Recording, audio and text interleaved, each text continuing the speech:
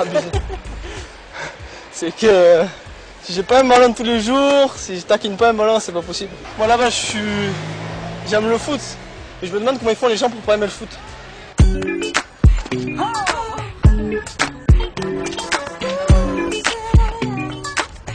Être professionnel, c'était un de mes objectifs.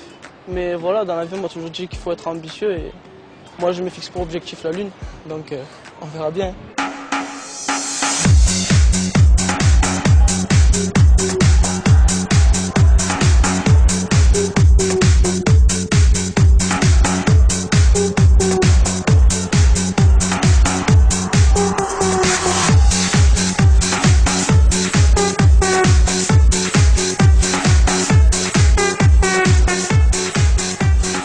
Au début, quand vraiment je ne me rendais pas compte de l'impact d'une perte de balle, je pensais plus pas amuser la galerie, mais je me suis dit le football c'est un spectacle et voilà. Moi le principal, je veux prendre du plaisir, je veux que les gens qui me regardent prennent du plaisir. Mais maintenant non, maintenant c'est plus des gestes d'instinct, je ne calcule pas les choses. Après certes, voilà, c'est toujours mes petits gestes qui font qu'on pourra dire que j'aime bien faire le show, mais non, moi j'aime bien aller vers l'avant et si ces gestes me permettent d'aller vers l'avant, je les fais tout simplement.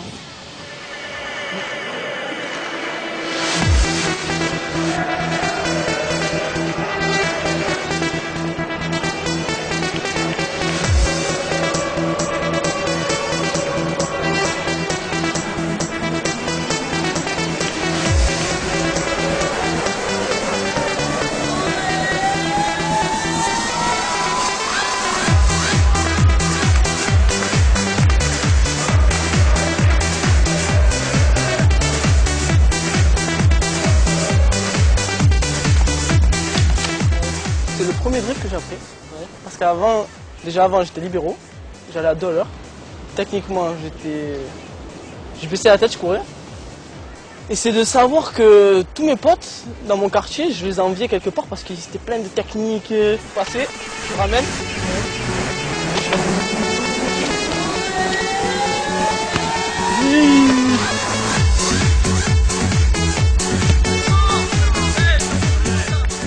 Et le coach adjoint, tout le temps il me dit de lâcher la balle parce que j'essaie tout le temps de venir avant lui pour lui chipper un ballon pour aller sur le terrain. Comme ça, ça me permet à moi de toucher un peu la balle.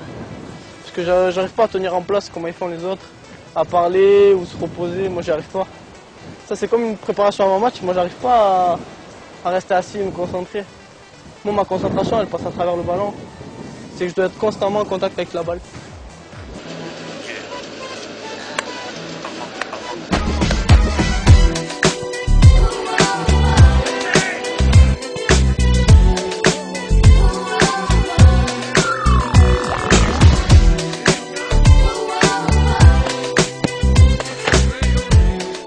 Le truc c'est qu'au centre avant, j'avais beaucoup de lacunes sur le plan athlétique. Ça fait que j'étais très méticuleux sur ma préparation physique.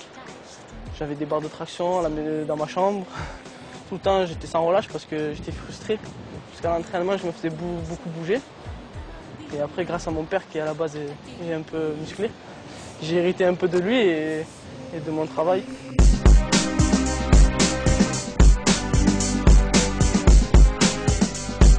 C'est un peu ton ego qui prend un coup quand tu es au choc avec l'autre. Tu dis je veux le bouffer, tu vois. Tu peux pas te dire je vais au choc pour au choc. Que ce soit n'importe quel contact, je donne tout ce que j'ai parce que c'est une question aussi de fierté, on va dire. Il y a trop de notions. Les notions tactiques, les notions physiques, les notions de beaucoup de choses, d'envie, de mental. Voilà, pour devenir professionnel, c'est un combat de tous les instants. Chaque jour, sans relâche, chaque jour tu te remets en question, chaque match, tu veux devenir meilleur. Et c'est pas en restant sur tes acquis que voilà, tu iras de l'avant. Moi je vis sur un nuage en ce moment. Mais c'est pour ça que je me bats. Tous les jours je me bats parce que j'ai envie de rester là. Parce que chaque match, avant-match, de côtoyer des personnes, de goûter aux espoirs. Et le plus important, c'est que ma famille soit fière de moi et moi, je suis heureux, on va dire. Je suis heureux.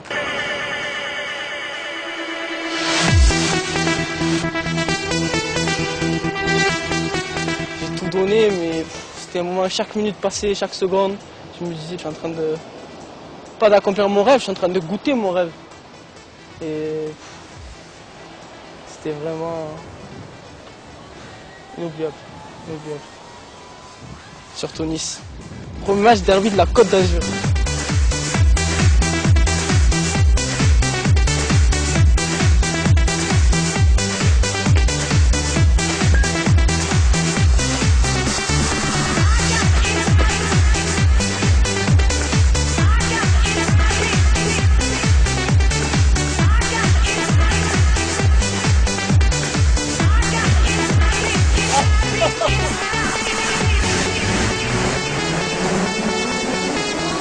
Quand on joue un derby, il faut jeter un ballon dans l'eau.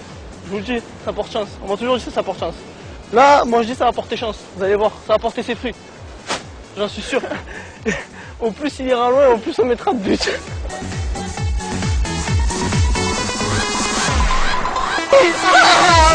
Donne-moi la balle. Ah, oui, oui.